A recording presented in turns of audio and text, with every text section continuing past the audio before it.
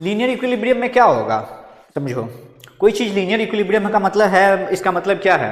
जैसे मान के चलिए मैग्नेटिक पेन लीनियर इक्विलिब्रियम में है, तो मैं इधर खींच रहा हूं, नहीं खींचा जा रहा है, पता है क्यों? क्योंकि इधर जितना फोर्स लगा रहे हैं उतना इधर से फोर्स लगा हुआ है, तो ये अपवर्ड और डाउनवर्ड में अगर सेम फोर्स लग गया तो ये इसका अपवर्ड और डाउनवर्ड मोशन रिस्ट्रिक्ट हो गया। फिर अगर लेफ्ट साइड जितना फोर्स लग रहा है उतना राइट साइड लगा हुआ है, तो इसमें भी क्या हो गया, तुम्हारा यहां भी इक्विलिब्रियम बन गया, लेफ्ट साइड फोर्स और राइट साइड का फोर्स इक्वल हो गया, तो इस साइड भी मोशन नहीं कर सकता, यानी इसका हॉरिजॉन्टल और वर्टिकल मोशन तुमने इस तरह से बंद कर दिया। उसी तरह से सारे एक्सिस में, यानी एक्स डायरेक्शन में जो फोर्सेस लग रहे हैं उनका सम होकर जीरो हो जा रहा है, वाई डायरेक्शन में जो फोर्सेस लग रहे हैं उनका सम होकर जीरो हो जा रहा है, जेड डायरेक्शन में जो फोर्सेस लग रहे हैं उनका सम होकर जीरो हो जा रहा है। तो हम लोग कहेंगे कि आपका जो ऑब्जेक्ट है या फिर रिजिड बॉडी है वो लीनियर इक्विलिब्रियम में है, ठीक है। और इस पे मैंने क्वेश्चन भी कर रखे हैं, इसी चैनल पे एक वीडियो अवेलेबल है, एग्जाम्पल नंबर मुझे पता नहीं, एनसीईआरटी का एग्जाम्पल है जिसमें इक्विलिब्रियम ऑफ फोर्सेस पे चर्चा हुई थी, वो पुली उली से रिलेटेड था, ठीक है।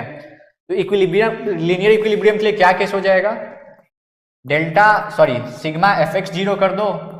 सिग्मा एफ वाई जीरो कर दो और सिग्मा एफ जेड की जीरो कर दो।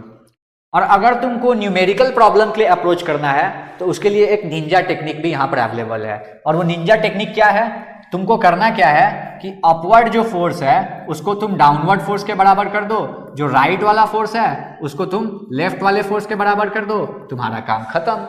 लीनियर इक्विलिब्रियम का केस उड़ गया। यही तो है।